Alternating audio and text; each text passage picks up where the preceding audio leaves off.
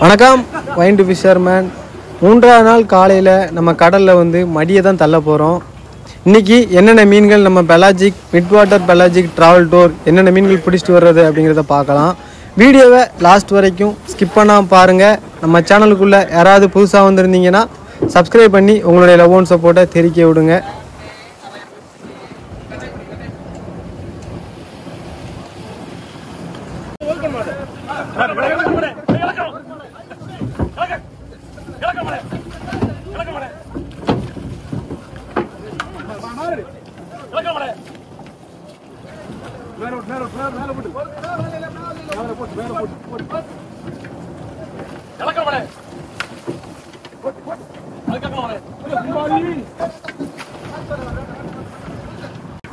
மடியை கடலில் தள்ளும்போது ரொம்ப கவனமாகவே தள்ளணும்.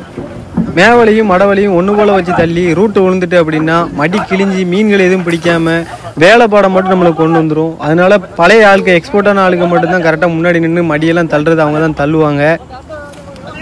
ஒரு வழியாக மடியை கடலில் தள்ளிட்டோம். அடுத்து மிட் வாட்டர் பெலாஜிக் ட்ராவல் டூரை தண்ணிக்குள்ளே இறக்கிற வேண்டியதான். இப்போ நம்மளுக்கு எய்த்தாப்லேயே பார்த்தீங்கன்னா நிறைய போட்டு நூற்றுக்கணக்கான போட்டுக்க வந்து நம்மளுக்கு எய்த்தாப்பில் இழுத்துட்டு போய்கிட்டு இருக்கு. ஒரு போட்டு கிடையாது, ரெண்டு போட்டு கிடையாது, 100 கணக்கில் மட்டும் போட்டு கிடக்குங்க. நான் ஜூம் பண்ணி காட்டுறேன் பாருங்கள் எவ்வளோ போட்டு கிடக்குன்னு.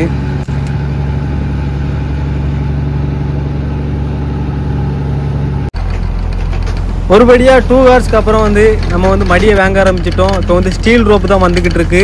இந்த ஸ்டீல் ரோப்பு வந்து முடிய இடத்துல பார்த்தீங்கன்னா mid water pelagic travel tour வரும். அந்த மிட் வாட்டர் பெலாஜிக் ட்ராவல் டூரை பற்றி உங்களுக்கு ஏதாவது என்கொயரி தேவைப்படுதுன்னா கேப்டன் வினோ அவங்களுடைய ஐடியா வந்து நான் டிஸ்கிரிப்ஷனில் கொடுக்குறேன். மறக்காமல் அவங்க ஐடிக்குள்ளே போய் செக் பண்ணி பாருங்கள். நம்பர் எல்லாமே கொடுத்துருக்காங்க. ஏதாவது என்கொயரி தேவைப்படுச்சுனாலும் அவங்கள்ட்ட கேட்டுக்கோங்க.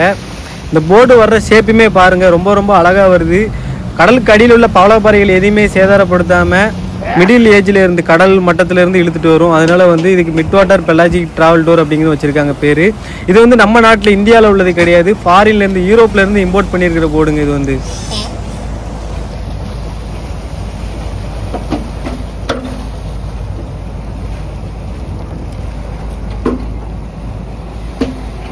இந்த போர்டு உங்களுக்கு தேவைப்பட்டாலுமே கேப்டன் வினோட்டை கான்டாக்ட் பண்ணிக்கிறலாம்.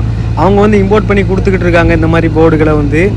இப்போ வந்து பார்த்தீங்கன்னா சீப்ளைன் வந்துருச்சு. இப்போ அந்த ஸ்டீல் ரோப்போட பார்த்தீங்கன்னா இந்த சீப்ளைனை நம்ம ஜாயின் பண்ணி விட்ருவோம். ஜாயின் பண்ணி கொஞ்ச நேரம் அந்த சீப்ளைனை வாங்குவாங்க. வாங்கினதுக்கப்புறம் நம்மளுக்கு மடி வந்துடும். மடி வந்துருச்சுன்னா கையால் வாங்க ஆரம்பிச்சிடலாங்க.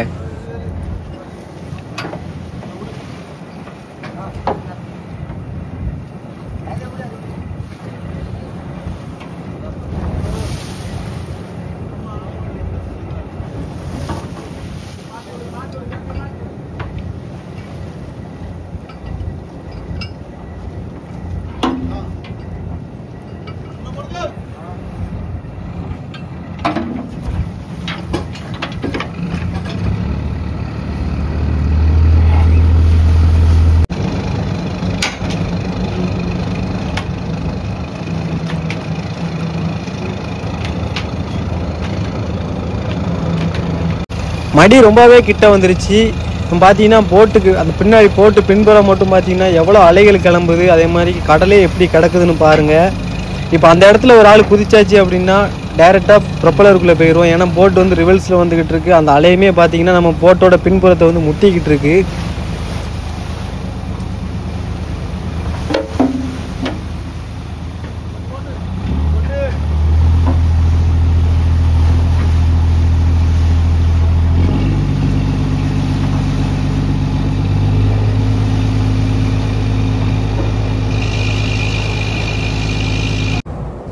ஃபைனலாக மடியை வாங்க ஆரம்பிச்சிட்டோம். இந்த சைடு கார்னரில் ஒரு 3 பேர், அதே மாதிரி அந்த சைடு கார்னரில் ஒரு 3 பேர் நின்று இழுப்பாங்க. அதுதான் பார்த்தீங்கன்னா மடவலை ரொம்ப வெயிட்டாகவே இருக்கும். அதனால தான் 3 பேர் 6 பேர் நின்று இழுக்கிறாங்க. நடுவில் நின்று ஒரு 6 பேர் வாங்குறது பார்த்தீங்க அப்படின்னா மேவலை போயா, அதுக்கப்புறம் அந்த மால் எல்லாத்தையும் மொத்தமாக சேர்த்துனாப்பில் கூட்டி பிடிச்சி இழுப்பாங்க. அது வந்து ரொம்ப ஸ்லே கூட்டி இழுத்துட்டோம் அப்படின்னா போட் வந்து ரிவல்ஸ் வந்துக்கிட்டு இருக்கும். ப்ரொப்பலருக்குள்ளே போய் ப்ரொப்பலருக்குள்ளே சுற்றிட்டு வலை அப்படின்னா இறங்கி வெட்டுறது ரொம்பவே கஷ்டமாக இருக்கும். ஏன்னா காற்று கடல் இறங்க அப்படி தாங்க இருக்கும்.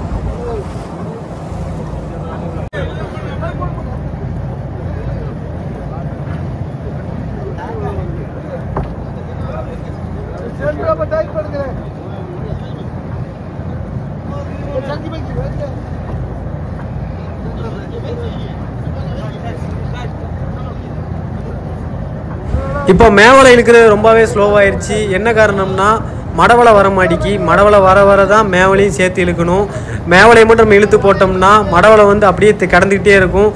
போட்டோட ப்ரொப்பலருக்கு அடியில் யூ ஷேப்பில் இந்த சைடு காண இருக்கும், அந்த சைடு காண இருக்கும். யூ ஷேப்பில் மடவலை வெயிட்டை பார்த்தீங்களா, நல்லா இரும்பு செயின் இனிமே போட்டிருக்கனால வெயிட் அப்படி கீழே யூ ஷேப்பில் தொங்கிக்கிட்டு இருக்கும். அப்படி வந்து தொங்கிக்கிட்டே இருக்குதுன்னா பின்னாடி ப்ரொப்பலர் ஏறதுக்கு வாய்ப்புகள் நிறைய இருக்குது. அதனால ஈக்குவலாக தான் இழுப்பாங்க ரெண்டு பேருமே.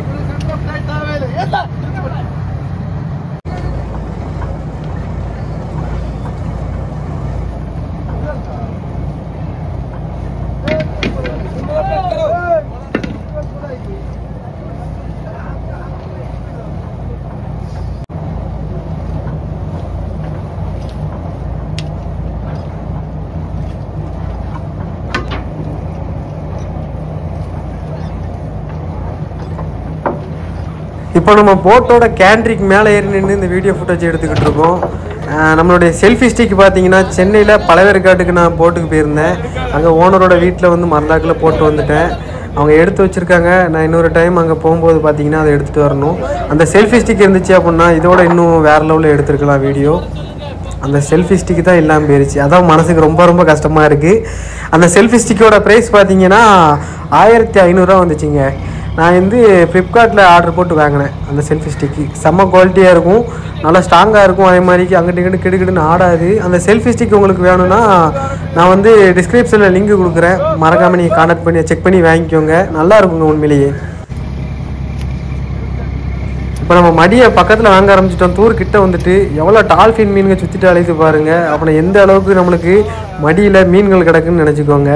அந்த மீன்களையும் அந்த நண்டுகள் எல்லாத்தையுமே வேட்டையாடுறதுக்காகவே இந்த டால்ஃபின் வந்து நம்ம மடி தூருக்கிட்டே சுற்றிட்டு அலையுது. இதால் அதை கடித்து திங்க முடியாது. ஏன்னா மடிக்குள்ளே இருக்கும், ரொம்ப ரொம்ப பொடி பொடி கண்ணியாக இருக்கும். அதனால் அந்த கண்ணிக்குள்ளெல்லாம் வாயெல்லாம் போகாதுங்க.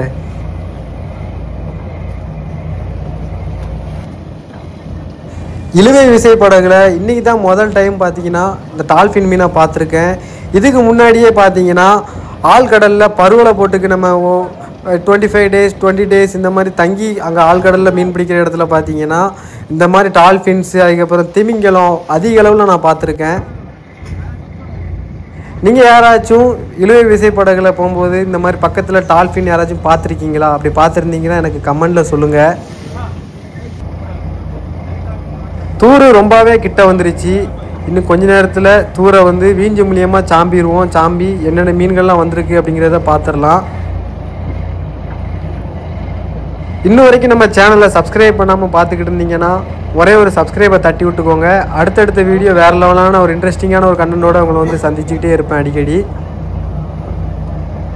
இந்த வீடியோக்கு ஒரு லைக் கொடுக்காம பார்த்துக்கிட்டு இருந்தீங்கன்னா ஒரே ஒரு லைக்கை கொடுத்துட்டு பாருங்கள். அப்போனா தான் இந்த மாதிரி வீடியோ பார்க்குறவங்களுக்கும் இந்த வீடியோ போய் ரெக்கமெண்ட் ஆகும்.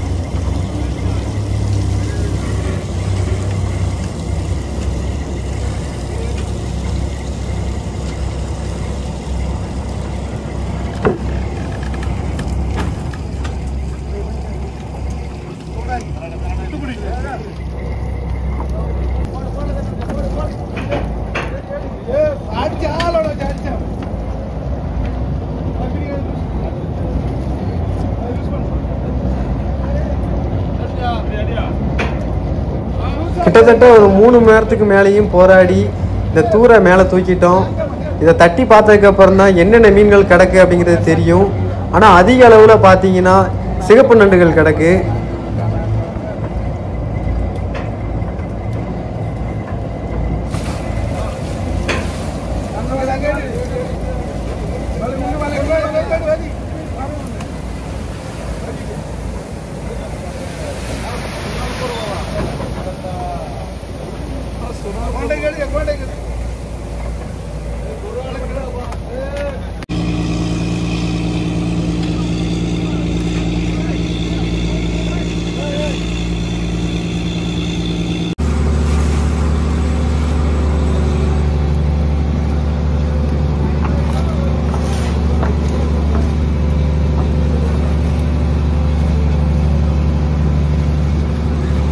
அதிக அளவில் பார்த்தீங்கன்னா சிகப்பு நண்டுகள் தான் நம்மளுக்கு வந்திருக்கு. ஒரு சில மீன்கள் தான் இருக்குது. என்னென்ன மீன்கள்னா கொலுசாலை, செம்பருத்தி,